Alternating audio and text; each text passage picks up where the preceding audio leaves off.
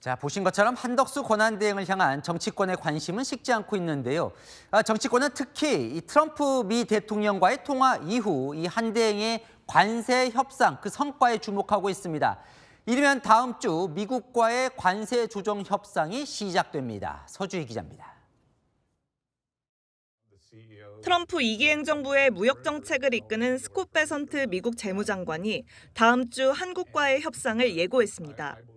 베선트는 현지 시각 어제 블룸버그 TV와 인터뷰에서 지난주 베트남, 16일 일본에 이어 다음 주 한국과 협상이 있다며 먼저 움직이는 동맹국들의 선점 효과가 있을 것이라고 밝혔습니다. 미국의 협상 순서에 한국을 세 번째로 언급한 겁니다. 베트남은 미국 무역 수지 적자국 3위, 일본은 7위, 한국은 8위에 오른 만큼 무역 적자가 큰 국가 순으로 협상이 이어진다는 분석도 나옵니다.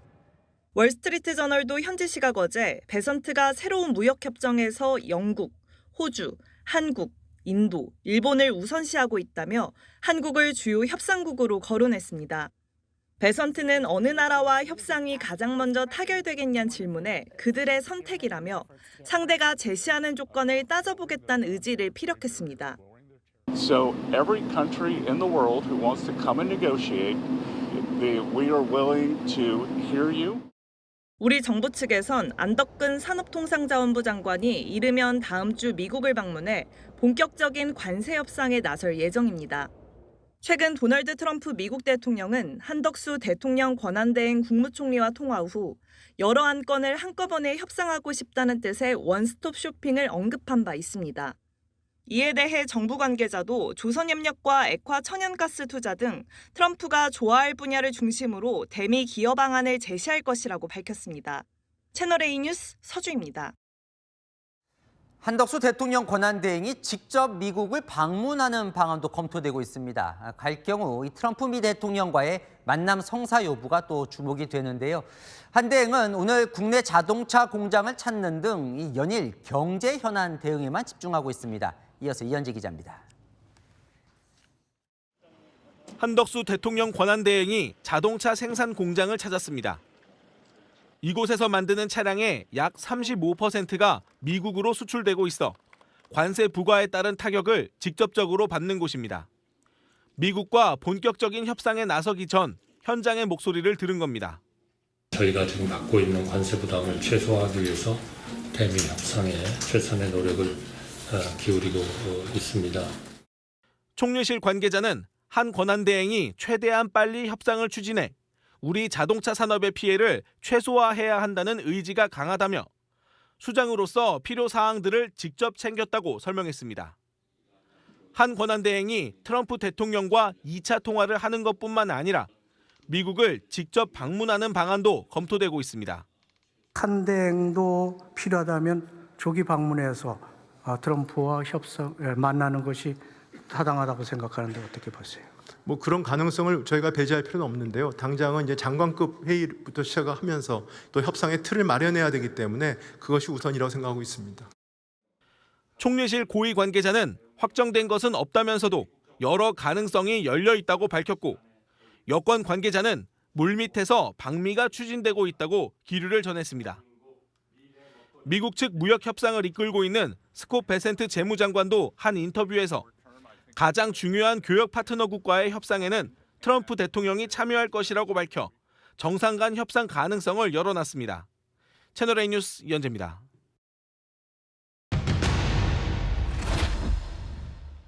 네, 대선판을 읽어봅니다. 정치부 조용민 차장 나왔습니다. 자, 거대 양당의 대선 경선 레이스가 시작이 되는데 오히려 관심은 정치권에 오히려 참여하지 않은 한덕수 권한대행을 향하는 것 같습니다. 이 눈이 가는 데에는 그만한 이유가 있기 마련입니다. 당 후보가 이렇게 즐비한 국민의힘에서 자꾸 한덕수 소리 나오는 거 이대로 이길 수 있을까라는 불확실성 때문일 거고요. 민주당이 주시하는 것 그만큼 신경 쓰이는 인물이란 반증일 수 있습니다. 전혀 다른 판을 끌고 들어올 수 있는 캐릭터 때문이라고 볼 수도 있을 것 같습니다. 전혀 다른 판은 무슨 얘기라는 거예요? 대선 내내 나올 것 같은 말 뭘로 좀 꼽을 수 있을까요?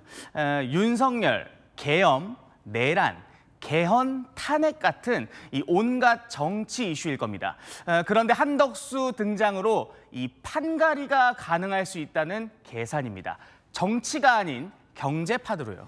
그러니까 보수 진영에서는 경제판으로 바꾸는 게 유리하다고 보는 거나 보죠. 차기 대통령은 뭘 가장 우선시했으면 좋겠다 국민들이 답했을까요? 최근 여론조사는 그 답이 먹고 사는 문제, 경제 회복이라고 했습니다. 48%의 압도적 수치고요. 국민 통합, 민생, 외교, 계엄 세력 척결이 뒤를 이었습니다. 계엄 대선, 탄핵 대선 말고 경제 대선으로 전장 자체를 바꾸고 싶은데 한대행은 가능하다고 보는 게 이 보수 진영의 시각입니다. 근데 한덕수 대행 본인은 지금 출마에 대해서 전혀 언급이 없지 않습니까? 나간다, 안 나간다 말하지 않고 이 모호한 태도를 보이고 있죠. 그런데 행보를 보면 그 메시지는 일관됩니다. 지난 8일 외신과의 인터뷰에서 미국 통상 문제에 대한 구상을 밝혔고요.